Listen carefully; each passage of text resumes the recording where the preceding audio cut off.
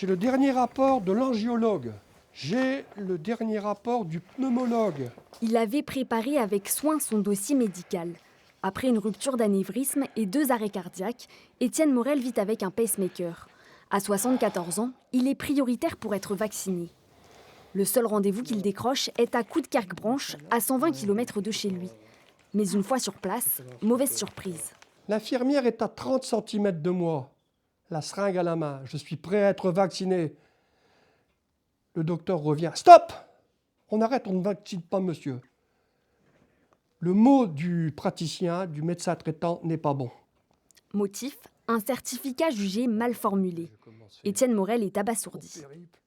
Et j'ai été conduit pour un papier. Pour un papier. Je ne demande aucun traitement de faveur. Je veux simplement, étant fragile, me connaissant, ne plus vivre avec cette épée de Damoclès au-dessus de la tête. Son quotidien est marqué par la peur du virus. Il reste dans la voiture et puis je fais les courses, mais bien bon, moi je peux le ramener aussi, même en faisant attention, je peux revenir avec et puis qu'il l'attrape, quoi. Depuis, Étienne Morel tente d'obtenir un nouveau rendez-vous via l'ARS, sans succès. Après la médiatisation de son cas, le groupe privé qui devait le vacciner l'a finalement rappelé. Donc, lundi 15 mars à 15h45 avec du Pfizer. Okay. Une bonne nouvelle, mais il lui faut à présent faire refaire son certificat. Son médecin n'en revient toujours pas. Il nous disait de faire un certificat médical, mais sans préciser haut risque ou très haut risque.